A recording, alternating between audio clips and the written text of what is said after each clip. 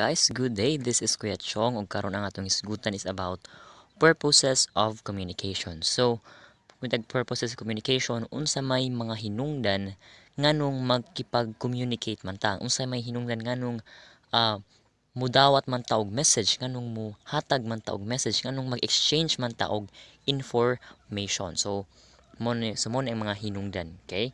So, why do we communicate? So, mo na pinaka pangutana nganong makipag-communicate man ta.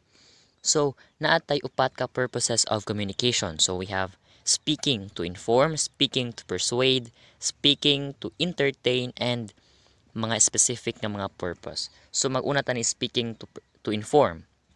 So, the main objective of the speaker is to educate the audience.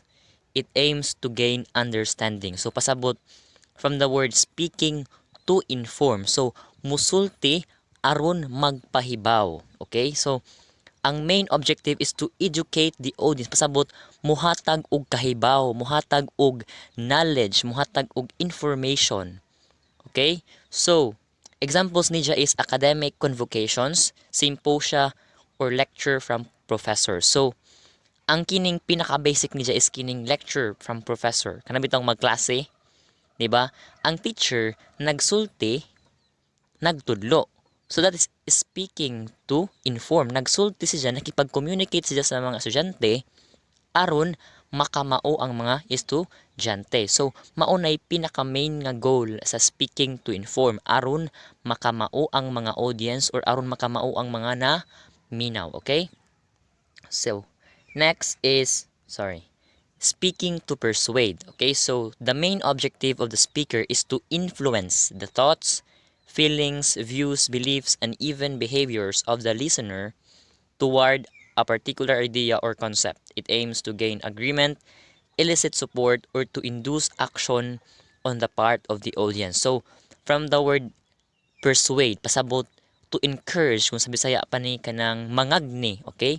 So, ang pinaka main objective ani sa speaker sa nagsulti kibali is aron makaagni og mga tawo. So it is either to gain agreement. So minta gain agreement aron kibali kana bitawng mo agree ba muna ni? Muro ina na ba? Kay kanang mo sugot ba muna ni?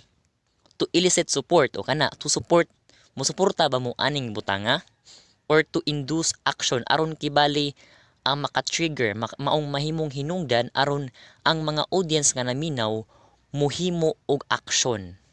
For example, kibali is kining campaign speeches kanang mga politiko, di ba? Mga paniya sila. So that is speaking to persuade. Nga naman, kay di ba mangagni sila kung injo kong butuhan, o di ba? Ahong buhaton, inani. So that is nangagni sila og tao nga butuhan siya. So that is speaking to persuade. So motivational talks. So kanang for example, kibali kining naakibali kanang ilado nga personality nga muhatag kibali og inspirational talk murag kinahanglan sa kinabuhi inana. So that is a way of persuasion, pamaagi para mangag ni, okay? Og of course advertisements kanang mga patalastas sa TV, di ba? Ang daghana kaadyo nga mga patalastas nga mangagni kanang iningon kuno nga kanang sampung kamay. So that is a way of persuasion, okay? So speaking to persuade, that is the second ikaduha nga purpose of communication, okay? So ikatulo is speaking to entertain. So the main object is to stimulate enjoyment on the part of the audience. It aims to bring fun and amusement to audience. So from the word entertain aron malingaw. Okay? So ang pinaka main nga point or pinaka una nga reason nganong nag-communicate anino is para makahatag og kalingawan. So aligre. Basta nga ni aligre, that is speaking to entertain.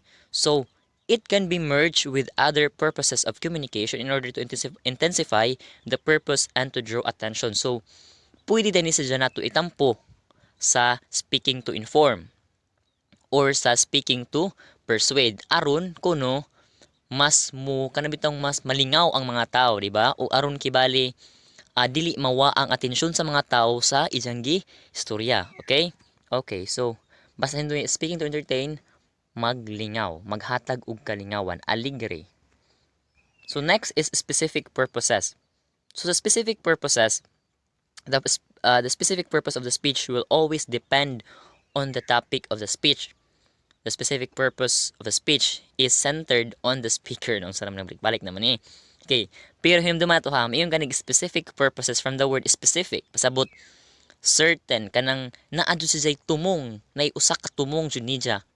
Okay nga, perhaps dili ma-under sa inform, dili pod ma-under sa persuade, o dili pod ma-under sa entertain. Nga naman, tungod kay, sa mas giingon diri, centered on the speaker, magdepende sa kung unsay gusto nga ipahiwatig. Wow, Tagalog. Unsay gusto nga i-deliver nga message sa speaker. Okay mo ng specific purposes. Okay? Okay. So, balik ta no.